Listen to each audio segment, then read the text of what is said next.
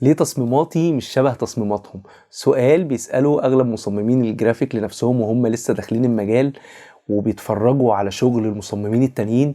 بيحسوا دايما إن هم عمرهم ما يقدروا يوصلوا للمستوى ده. لو كانوا حتى بيتفرجوا على شغلهم على بيهانس أو بنترست بيحسوا إن المستوى ده عالي قوي، وهم مهما بيعملوا دلوقتي ما بيقدروش يوصلوا إن النتيجة النهائية تبقى نفس المنظر ده أو نفس الشكل ده. وانا النهارده جاي انقل لكم كده تجربه بسيطه احاول اوصل لكم فيها ايه الاختلاف اللي بيبقى ما بين مستواك وانت مبتدئ ومستوى المحترفين. هعرفكم ايه العناصر الرئيسيه اللي نركز عليها، والعناصر دي لو ركزنا عليها وطورنا من نفسنا فيها هنوصل لمستوى احترافي في وقت قصير جدا. وتعالوا مع بعض كده نقعد على الجهاز ونشوف ايه التفاصيل اللي احنا محتاجين نركز فيها قوي عشان يبقى مستوانا احترافي.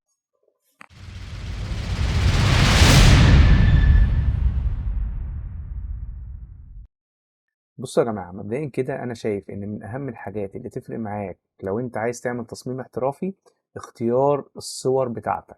يعني لازم أكون بختار صور تكون الكواليتي بتاعها عالي، ما جيبش صور الكواليتي بتاعها ضعيف. وفي مواقع كتير بتساعدك على كده ومنهم موقع ياندكس. تمام، موقع ياندكس بتقدر تدور فيه على الصور اللي أنت عايزها، وبتقدر كمان لما تخش تشوف الصورة تشوف الكواليتي بتاعها عامل ازاي. يعني بص، صورة زي اللي احنا جايبينها دي ممكن تجيب اعلى كواليتي ليها، بيبقى موجود من هنا تختاره، وبعدين تفتح معاك الصورة تعمل لها سيف از، كليك يمين سيف ايمج از. فانا كل ما جبت الكواليتي بتاعتي او بتاعت الصور بتاعتي عالية كل ما كانت النتيجة بتاعتي افضل في التصميم. الحتة دي تحطوها في دماغكم، وخلي بالكم لو الكواليتي بتاع الصورة عالي افضل من ان تكون الصورة حلوة. يعني لو انت الكواليتي بتاعك عالي فبيبين ده ان انت ديزاينر فاهم، لكن لو الصورة حلوة والكواليتي ضعيف ده بيبين ان انت برضو مش فاهم حاجة. يعني ده تنفيذيا كده انت فاشل. تمام، فاول حاجة بيفضل ان احنا نجيب الكواليتي حلو. طب في صور بتبقى جوه الديزاين هتبقى صورة صغيرة قوي، مش باينة قوي تفاصيلها، حاجات بسيطة. ممكن في الحتة دي لو انا ما عنديش وقت فممكن اجيب حاجات الكواليتي بتاعها اضعف شوية، بس في التفاصيل البسيطة، يعني مش في الحاجات الأساسية.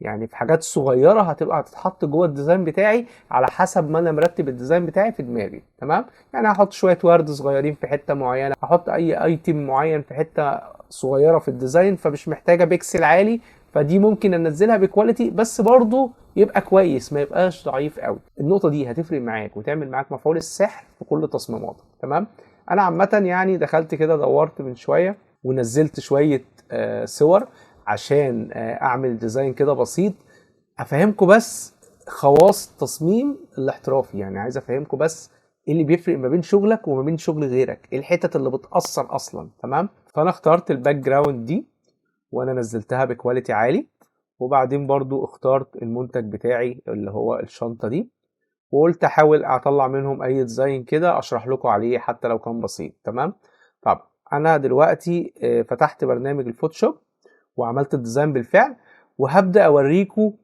ايه الحاجات المؤثرة في الديزاين. يعني انا مش هقعد اعمل معاكم الديزاين لان انا عارف ان في ناس كتير بتقعد تشرح لك الديزاين وهو بيتعمل وانت بتشوف الكلام ده كتير وهو متوفر. انا عايز بس اقول لك ايه التريكات او الحاجات اللي تاخد بالك منها اللي هتنقل تصميمك من ان هو شخص جديد او مبتدئ لشخص احترافي او حتى متوسط. يعني احنا عايزين نوصل ان احنا يبقى شغلنا ما يبينش عليه ان هو انا ديزاينر مبتدئ. طيب ايه الحاجات دي بقى؟ اول حاجه بص، انا جايب خلفيه او جايب باك جراوند تقريبا شبه جاهزه، يعني هي معمول لها افكتات ومتظبطه عشان خاطر انا ما اضيعش وقت او ما اخدش وقت كبير، عشان انا بعرف اعمل كده. لو انا ما بعرفش اعمل كده ممكن مثلا اجرب ان انا احاول اظبط صور لما اكون مش مضغوط، لكن لو مضغوط بحاول اجيب على قد ما اقدر الصوره تكون جاهزه عشان خاطر تختصر معايا في الوقت. فانا جايب باك جراوند بالمنظر ده. تمام، وبعد كده انا عندي الصورة التانية اللي انا كنت محتاج برضه احطها اللي هي صورة الايتم بتاعتي، وانا حاططها هنا ومرتب، محاول ارتب اللايرز بالحاجات الصور اللي انا استخدمتها الموجودة معانا في النافذة دي، بحاول اوريها لكم وهي موجودة معايا هنا عبارة عن فولدرز او جروبس كده. تمام، فانا هبدأ اظهرهم واحدة واحدة عشان نفهم الديزاين مشي ازاي. تمام، طب انا اول حاجة عملت الباك جراوند دي وحطيتها بالمنظر ده. بعد كده هنبدأ نحط مثلا المنتج بتاعنا. عايز احط المنتج بتاعي اللي هو الشنطة هنا، وهبدأ حطيت المنتج بتاعي. هل انا كده الديزاين بتاعي بقى شكله احترافي؟ لا، مع ان الباك جراوند على فكرة مساعدة بشكل كبير، بس انا حطيت المنتج بتاعي وجايبه برضه بكواليتي عالي ومقصوص قص نوعا ما كويس. تمام، يعني بص هوريكم إن ايه المشكله اللي ممكن تشوفها في القص. يعني انا شايف ان في هنا مشكله، يعني شايف في الجزئيه دي مشكله كانت ممكن تتقص بالبين تول او تتعالج. تمام، فدي الحاجات اللي تبدا تحسسك ان الديزاين مش احترافي قوي. بس هي بشكل عام هنا مش باينه قوي، يعني الموضوع مش قوي قوي فمش ظاهر للعين. ممكن نعالجه، وممكن ايه لو هو تفصيله بسيطه وهيجي عليها حاجات تانية فممكن نطنشها عادي. تمام، طيب بعد ما عملت كده انا عايز برضو ابدا اخش في الخطوه اللي بعديها.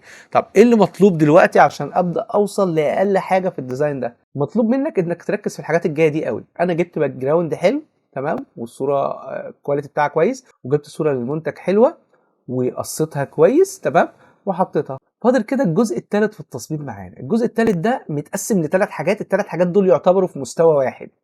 ايه بقى الثلاث حاجات دول؟ عندي الظل والاضاءه والكالر بالانس. ثلاث حاجات دول اساسيين عشان تصميمك ما يظهرش ان هو شكله عبيط، يعني فاهمين؟ يعني تصميمك يظهر بشكل احترافي. فلازم اراعي الاضاءه، تمام. كالر بالانس ده يعني مثلا الصوره هنا مصفره شويه، فالمفروض المنتج بتاعي لو هو بعيد عنها، يعني مثلا الشنطه ما تلاقيهاش اضاءتها مزرقه او الديزاين او الباك جراوند لونه مصفر، فنحاول نقرب الوان العناصر لبعض. يبقى ده الكالر بالانس. الاضاءه والظل، طبعا الاضاءه اللي هي الاضاءات اللي جايه على الشنطه، والظلال اللي هو الظل اللي تحت الشنطه، والظلال اللي هتبقى محطوطه على الشنطه. يعني دي كده الخلاصه. يبقى انا عندي ثلاث عناصر: ظلال، اضاءه، كالر بالانس. الثلاث عناصر دول المفروض ان انا احطهم في اي تفصيله في التصميم. لو انا بقيت اعرف اعمل كده، لو عرفت اعمل كده مع الشنطه، فاي عنصر تاني انا هحطه مهما كان، ومهما كان مش لاقي على الديزاين ولا اي حاجه، واعمل عليه التاثيرات الثلاثه دول، هتلاقي ان الموضوع في الاخر بقى شكله احترافي، حتى لو مش احلى حاجه بس يبقى شكله برضه احترافي. تمام، طيب انا دلوقتي اخترت الشنطه. الشنطه محتاجه يبقى ليها ظل، فانا هفتح الجروب ده، انا كنت عامل لها ظل، فهبدا اظهر الظل بتاعها. فهضغط كده كليك كده اظهر الظل اللي انا عامله. بصوا كده الموضوع كده بدأ يروح في حتة تانية، يعني بدأ الظلال هنا اهي، تمام، تديك تأثير ان لا ده فعلا الشنطة واقفة على الأرض والموضوع حقيقي شوية. تمام، وعلى فكرة الظلال دي أنا مش راسمها، الظلال دي كانت جاية مع المنتج وأنا عملتها بطريقة كده معينة، هبقى إيه أشرحها لكم في حلقة تانية. أنا لحد هنا أنا شايف لو أنت وصلت لحد المرحلة دي وبعدين بس كتبت العنوان بتاعك بشكل حلو او التكست بتاعتك بشكل حلو، لان التكست برضو عنصر مهم جدا في الديزاين. فلو انا جبت باك جراوند حلوه، وبعدين جبت المنتج بتاعي حلو، وبعدين كتبت التكست بشكل احترافي، انا كده عديت مثلا 70% من الديزاين، وكده الكواليتي بتاعي حلو جدا. فانا مثلا هجرب ان انا احط التكست بتاعي هنا. انا حطيت تكست، جايب فونت عامل له تكوين معين، تمام، ومعمول له برسبكتيف او منظور. يعني ايه منظور؟ يعني دايس كنترول تي، دايس كنترول تي، مثلا واقف على العنصر بتاعي ودايس كنترول تي، ودوست على زرار كنترول ومسكت الزوايا وحركت فيها لحد ما وصلت لمنظور معين. يعني ده اللي هي فكرة المنظور. تمام، فانا عاملها بمنظور معين بالمنظور ده. ممكن برضو عشان الناس لو هي مش عارفة برضو الموضوع ده، لو انا دايس كنترول تي ومسكت النقطة دي ودوست كنترول الت شيفت، هتلاقي بصوا بتجيب المنظور عامل ازاي. كنترول الت شيفت وانا ماسك النقطه اللي في الناحيه مثلا الشمال وبطلع وبنزل، هتلاقيها بتعمل حاجه اسمها برسبكتيف، تعمل منظور. يعني بص كأن الكلمه جايه من عندي لحد الاخر. تمام، فانا ظبطتها، او ممكن امسك نقطه نقطه بالكنترول واقعد اوديها للمكان اللي انا عايزه لحد ما اوصل للشكل اللي انا عايزه. فانا وصلت للمنظر ده كده. وبرده انا كده الديزاين بتاعي مش كامل. انا برضو المنظور ده انا شايف ان التكست حلو، بس انا عايز اعمل له حركه كده تظبطه شويه، ان انا احط له ظل تحتيه فيبان ان التكست ده طاير فوق الارض، يعني هو على الهوا كده، فبرضه يدي تأثير لطيف شوية كده، برضه ايه يحسسك ان الديزاين احترافي شوية. طبعا التأثير اللي على الأرض ده عبارة عن دايرة ومدينها اوباستي كده ومطينها، يعني ما فيهاش اي حاجة.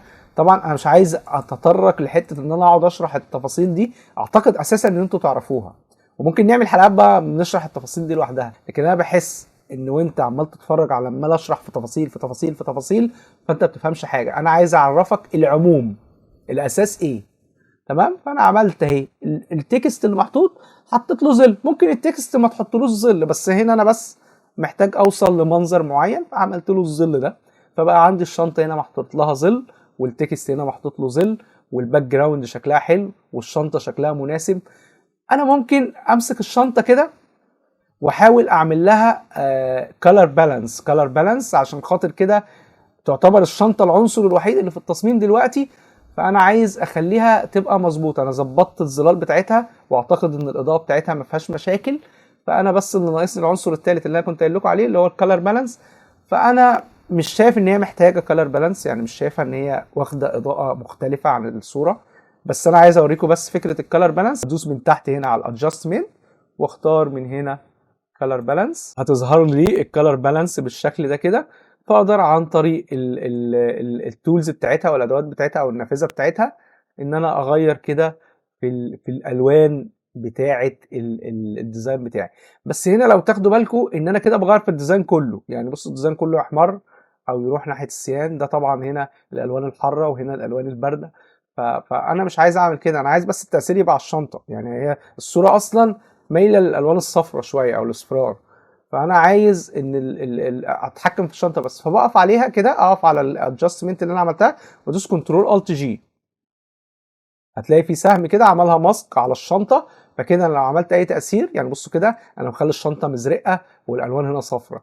وبصوا لو عملت الناحيه الثانيه هتلاقي الشنطه محمره قوي. بصوا لو جيت هنا تحت كده هتخليها رايحه للاصفرار، فبقى فيها شبه من الباك جراوند اللي حواليها.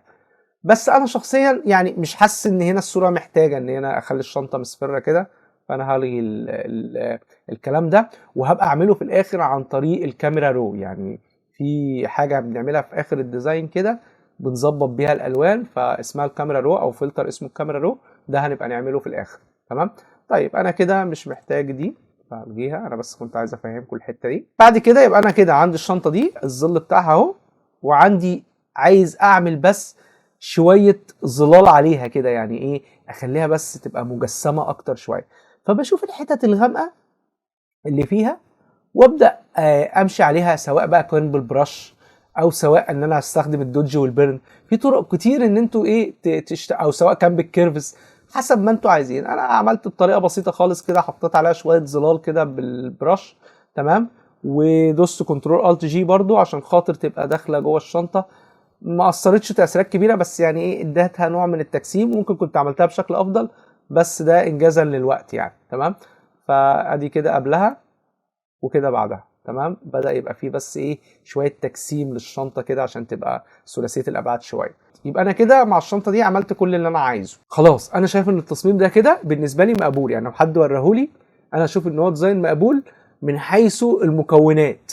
هو ما فيهوش فكره، بس من حيث المكونات انا شايف ان هو مقبول. كاتب التكست حلو، عامل اضافه الالوان بتاعته حلو، الظلال بتاعته مظبوطه. فبشكل عام كده الديزاين ده نسبته مثلا 60% بالمنظر ده كده. تمام. طب انا عايز بقى ابدا اعلي بقى. عايز ابدا اعلي. طب اعمل ايه؟ عايز اخلي بقى الديزاين ده يروح لناحيه الكرياتيفيتي شويه عشان خاطر بقى يبقى شبه التصميمات اللي على السوشيال ميديا والحاجات اللي انتوا بتشوفوها وعامله لكم ازعاج دي. فعايز اعلي شويه. بس لما اجي اعلي او اختار فكره تانية احاول على قد ما اقدر تكون الفكره في حيز التنفيذ. يعني ما تكونش محتاجه مثلا اقعد اشتغل عليها 3 ايام وانا اعملها في ربع ساعه فتطلع وحشه. فاحاول ان انا اجيب فكره بسيطه تناسب الديزاين بتاعي. الحته دي ناس كتير قوي بتقع فيها، انه يبقى يعمل فكره جباره في دماغه وتيجي في التنفيذ تبقى عامل زي المشهد اللي حصل مع احمد الفيشاوي في فيلم الحاسه السابعه اللي هو يلا يحيى يلا يحيى. تحس ان الوضع في الاخر النتيجه شكلها يضحك. فانت لا، اختار فكره بسيطه ونفذها افضل ما تختار فكره صعبه قوي وما تعرفش تنفذها او ما يبقاش عندك الوقت لتنفيذها. التركايه دي مهمه جدا جدا جدا. تمام. طيب انا دلوقتي هختار فكره بسيطه. انا مثلا عايز اعمل للشنطه دي باب. تمام. فهبدا ان انا احاول ان انا اعمل لها مثلا باب على اساس ان انا يعني عندي فكره كده عن البنات ان هي الشنط بتاعتهم بتبقى عامله كانها كشك. يعني اي حاجه تلاقيها محطوطه في الشنطه حاطه، تلاقي بقى عمال يطلع سندوتشات ويطلع شيبسي وبيبسي وممكن تلاقي اخوها طالع من الشنطه. فانا عارف ان الشنطه بتبقى بالنسبه للبنت زي المتجر، يعني بتحط ايدك فيها تطلع اي حاجه من جوه. تمام. فانا هحاول اعمل حاجه تخص الفكره دي. تمام. فهبدا مثلا بدايه كده، انا نزلت شويه صور للموضوع ده اللي جت في خيالي. انا جبت الحاجات دي جمعتها كده في خيالي وجبتها على اساس ان انا استخدمها. كل حاجه هنزلها هروح اعمل عليها المؤثرات اللي انا قلت لكم عليها، ههتم بالظلال والاضاءه والكالر بالانس. مش عايزين حاجه اكتر من كده، الموضوع بسيط. طب هاجي هنا اهو واختار عندي الدور. هضغط هنا على الباب عشان انا عملته قبل كده واوريكم برضو الفكره بتاعته. جبت باب نزلته وبدات احطه على الشنطه بتاعتي، وبدات اجيب له برضو تحتيه جزئيه كده زي الازاز الفامي كده، على اساس ان هو يبقى باب للشنطه بتاعتنا، او دي تعتبر البوابه بتاعتها. طبعا الباب ما فيهوش حاجه لا ظلال ولا الكلام ده، احنا بس عايزين ايه، هنبقى بشكل عام نحاول نغمق وش الشنطه ده لان الضوء جاي من ورا، فاحنا عايزين نغمق المناطق دي. طيب هنيجي بعد كده، عايز اعمل الباب ده، عايز اعمل زي متجر كده، احط اللي هي التندة اللي بتتحط فوق المتاجر دي. فانا جبت برضو هنا الحاجه بتاعت الستور هنا. تمام. وحطيتها بالمنظر ده كده. طب بصوا هنا بقى، بصوا القص هنا سيء ازاي. بس دي انا شايفها ان هي تفصيله بسيطه، يعني شايف من بعيد كده الدنيا مش باينه، يعني مش اوحش حاجه. تمام. ولما نحط لها برضو كمان الظلال بتاعتها، يعني انا لو فتحت هنا كده وبدات احط لها الظل بتاعها، ظبطت شويه كده. فانا شايف ان الوضع مش اسوأ حاجه. تمام. انا سبت الموضوع ده ما رضيتش اقصه كويس على اساس ان انا اوريكم. خلي بالكم الصوره اصلا مش الكواليتي بتاعها مش عالي، وممكن اظبطه اكتر من كده، بس على البعد او على المنظر الديزاين في الاخر مش هتبقى واضحه قوي. فدي الحاجات البسيطه اللي ممكن ان انت تتغاضى عنها، بس ما تجيليش بقى في الخلفيه كلها او في المنتج الرئيسي وتعمل لي الحركه دي. يعني حاجه الكلب الصغير اللي واقف هنا، إيه مش عارف ايه، تفصيله بسيطه كده ممكن ايه نتغاضى عن الكواليتي لو مش لاقي الصوره، او نتغاضى مثلا ان القص فيه مشكله، حاجه بسيطه. لو معاك وقت طبعا ما تعملش الحاجات دي، دور على كواليتي اعلى وقص بشكل افضل. بس دي الحاجات اللي ممكن نتهاون فيها، فعشان كده بقول لك عليها. تمام. طب انا حطيت التنده دي كده، وحطينا الظل بتاعها. الظل طبعا احنا فاهمين بالبرش كده ولوننا كده تحتيها، فيعني مش موضوع انا عايز اشد لكم الظل بتاعها لوحده. ده الظل بتاعها اهو. بس يعني برش كده ورسمين تحتيها. طبعا في ناس كتير بقى اتكلمت على الحاجات دي وانا برضو اتكلمت عنها، ازاي نعمل ظل او الكلام ده، وهتلاقي نور ديزاين وفي ناس كتير شاطره جدا في الحاجات دي. فانا وعارف ان انتوا كده كده بتتابعوني وبتتابعوا بقيه التوتوريالز التانية. انا بس كل اللي بعمله ان انا بحاول اركز لكم على الحاجات الاساسيه وافهمكم الموضوع، انتوا بقى في التطبيق بقى مع نفسكم. تمام. طيب انا خلصت عملت هنا الظلال والكلام ده، فبقى عندي المنظر بالشكل ده كده. ها يا شغال بنحسن اهو، بدأ يبقى فيه فكرة للموضوع. طب نرجع نكمل. انا جبت برضو موتوسيكل. تمام. حطيته بالمنظر ده كده، او السكوتر ده. تقول لي جبت السكوتر ده ليه وجايبه باللون ده ليه؟ معرفش، هو انا جه في دماغي ان انا عايز احط سكوتر فحطيته. تمام. بعد كده انا شفت ان الجزء ده كان حته في الاسفلت، حسيت ان هي ممكن تبقى، بصوا يعني في حاجات بتحصل وانت بتعمل الديزاين اصلا. انا حسيت ان الطريق ده تحس ان هو مدخل كده للباب، فانا حبيت ان انا اشكل الطريق ده بقى، واحط من هنا زي ورد ومن هنا ورد كده، واظبط الدنيا كانها مدخل يعني. فجبنا الارضيه دي وبدات ايه احطها كده. بصوا كده هي تقريبا يعني اتحركت او حاجه زي كده وانا شغال، فممكن ارجعها تاني مكان ما كانت. تمام. فهي يعني جبناها حطيتها بالمنظر ده كده. تمام. وبصوا هي كان لونها فاقع كده، فبدأنا هنا. بصوا هنا بقى الحتة بتاعت الكالر بالانس، ان هي كان لونها مخضر قوي كده، فحطينا لها كالر بالانس ان هي خليناها مصفرة شوية. خلاص يبقى انا كده عملت اهو الطريق، وعملت اللي هنا البوابة بتاعتنا. تمام. ناقص بس يعتبر هنا البنت اللي هتبقى بس ماشية في الطريق، والكلب اللي احنا عايزينه، وشوية زهور كده على جنب. تمام. الحتت دي طبعا يعني عشان بس برضو تبقوا فاهمين ايه الحاجات اللي بنجيبها الفلور بالارض دي، حتت مقطوعة. تمام. قاطعينها من الصورة دي، قاطعينها من الصورة دي، يعني قاطعين جزئية كده وحاطينها في الديزاين بتاعنا. واستخدمنا بس معاها اللي هو دوسنا كنترول تي وبعدين كليك يمين، واخترنا أداة الورب تول اللي هي دي. فدي بتخليكوا تقدروا ايه تظبطوا كده في الارض بتاعتكم او في الحاجه بتاعتكم. تمام، وتقدروا تحطوا اكتر من ستريب مثلا كده، فيخليكوا في بوينت معينة تتحكموا فيها. تمام، فدي الحاجة اللي احنا عملنا بيها الارض. تمام، طيب في حاجات ممكن تتظبط اكتر من كده، بس محتاجة تبقى معاك وقت وانت بتنفذ، او محتاج يكون شغل العميل فتكون مهتم بيه او كده. طيب هاجي بعد كده، بعد الارض دي عملنا لها الكالر بالانس بتاعتها برضو. تمام، بس انا حاسس برضو ان الجزئيه دي بقى كلها محتاجه برضو تتظبط. يعني مثلا هنا عندي الموتوسيكل ده او السكوتر ده. تمام، انا برضو هنا هتلاقيني عامل له اللي هو حط السكوتر اهو. تمام، وبعد كده برضو حطينا تحت الظل. يعني بصوا السكوتر هنا عامل ازاي اهو. دي مشكله يبقى واقع فيها مصمم مش محترف، ان هو مش حاطط له اي ظل. يعني حتى حطه وحش، بس ما تبقاش مش حاطط خالص. يعني حاول ان انت الموضوع يكون بالنسبه لك بسيط، وفي حاجات كتير بتشرح الظل يعني. فاحنا حاولنا بس نتقل تحت رجلين الموتوسيكل، وبعدين الظلال بقى تبقى خفيفه كده حواليه. تمام، فاحنا كده وصلنا للمرحله دي. بعد كده بقى انا عايز اجيب بنت تبقى ماشيه كده، وكلب واقف على الجزئيه الخضراء دي. تمام، وشويه زهور. فهنبدا نحط العناصر دي. عندي الجيرل اهي البنت، وعندي الكلب اهو جبته برضو. تمام، وعندي ايه تاني، عندي شويه بقى ايه الورود دول. تمام، فبدات ايه اشكل حاجه من خيالي. يعني انا بالف طلعه كويسه مش كويسه، بس انا شايف ان دي يعني ايه رؤيتي انا، والفت طلع المنظر ده. وما تخافش وانت بتعمل تصميم، يعني اعمل اللي في دماغك. اللي كده كده في ناس هتأيده وفي ناس هترفضه، يعني ده عادي. يعني كل يوم بتعمل تصميم، فطبيعي في حاجات هتطلع وحشه وحاجات هتطلع حلو، فما تبقاش قلقان. تمام، طيب انا عملت المنظر ده كده. طبعا هنا بقى في نقص طبعا للظلال والاضاءه والكلام ده، هم اللي مقصرين ومحسسين ان التصميم برضو مش واصل لاحترافيه. يعني الكلب هنا شكله منور قوي، والحته دي المفروض اصلا تبقى ضلمه عن كده، لان هي ورا الشنطه. ف... ف... فمش متظبطه قوي. فاحنا حطينا هنا شادو بشكل عام بقى. يعني احنا غمقنا المنطقه دي كلها، يعني حطينا زي كده كانها بالبرش. تمام، وحطينا شادو. يعني احنا حطينا شادو كده، جبنا الكيرف. تمام، وغمقنا المنطقه دي كلها. ممكن نفتحها كده شويه، نغمقها كده زي ما احنا عايزين. فاحنا غمقنا المنطقه دي شويه على اساس الشكل بس يبقى واقعي شويه. يعني كده الدنيا منوره من فوق او من ورا، وهنا الدنيا ظلال كده والدنيا غامقه شويه. طيب جينا بعد كده برضو هتلاقي برضو في شويه، يعني ايه الحاجات دي تعتبر شادوز كده، كانت محطوطه بشكل عشوائي. فانا رحت لاممهم هما الاثنين وحاططهم في جروب واحد برضو عشان افهمكم.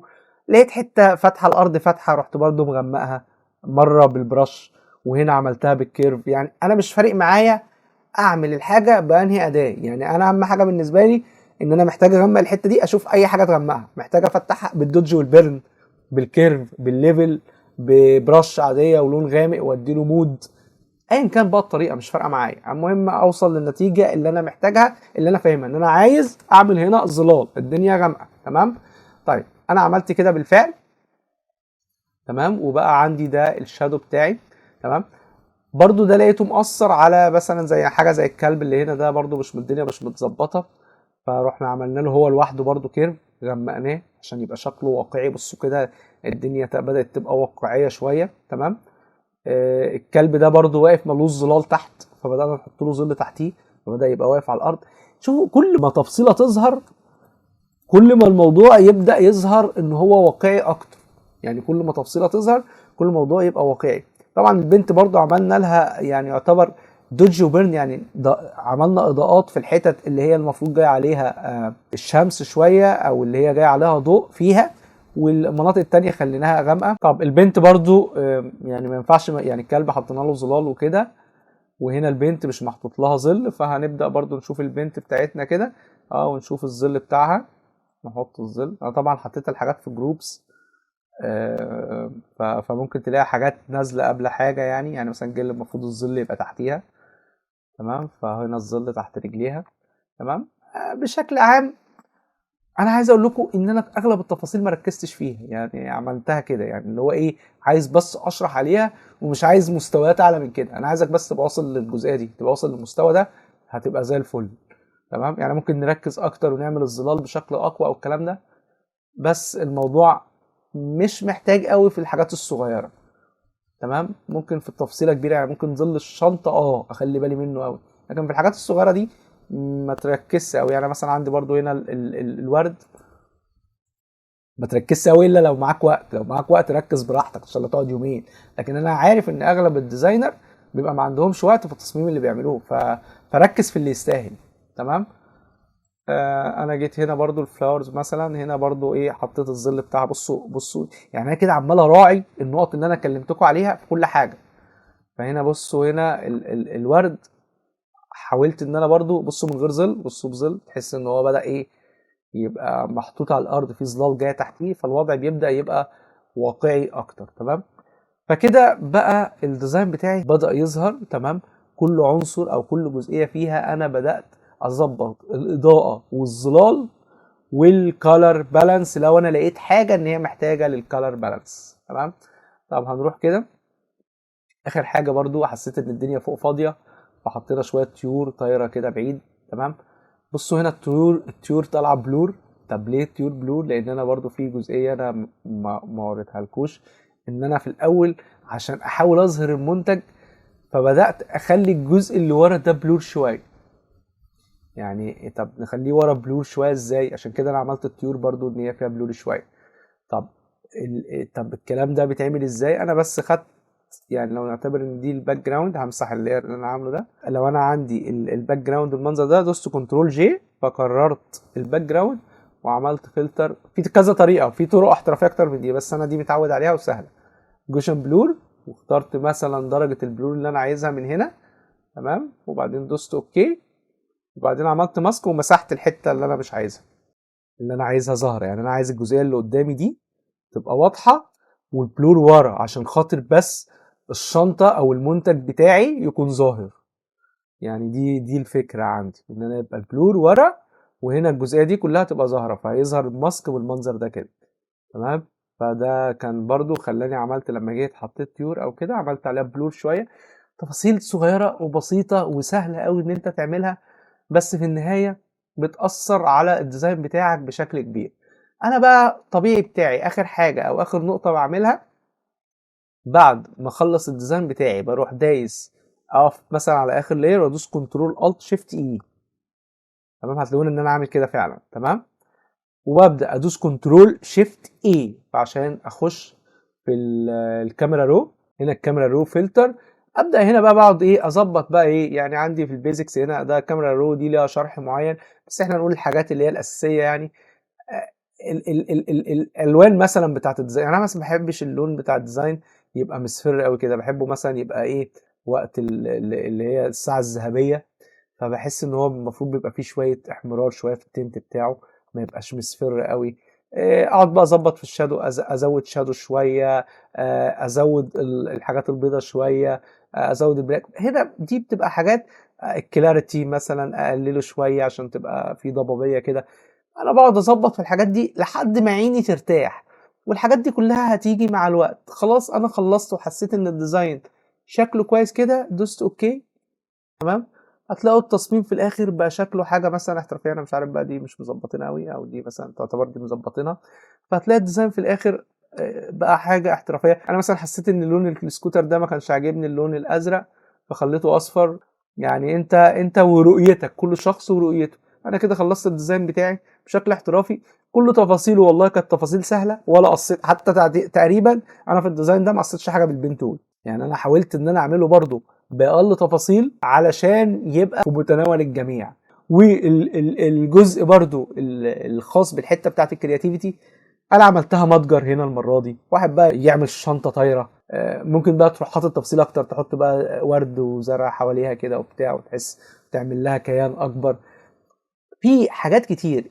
لو انت عايز توصل ان الديزاين بتاعك يكون الكرياتيفيتي فيه عالي او الابداع فيه عالي، فكل اللي انت بتعمله ان انت بتجيب حاجات تخالف الواقع وفي نفس الوقت تكون متماشية مع الحاجة اللي انت بتعملها. يا رب تكون الناس استفادت حاجة النهاردة مختلفة من الحلقة بتاعتي، ويا رب اكون دايما عند حسن ظنهم. لو حد عنده اي مشاكل او اي حاجة واقفة معاه يا ريت يكتبها لي في الكومنتات، ويبدأ يعرض لنا برضو شغله على جروب الصناعية للجرافيك ديزاين والتسويق الالكتروني، اللي هسيب برضو اللينك بتاعه تحت في الديسكريبشن. وما تنسوش تعملوا لنا لايك وسبسكرايب عشان اشوفكم في الحلقات الجايه ان شاء الله. والسلام عليكم ورحمه الله وبركاته.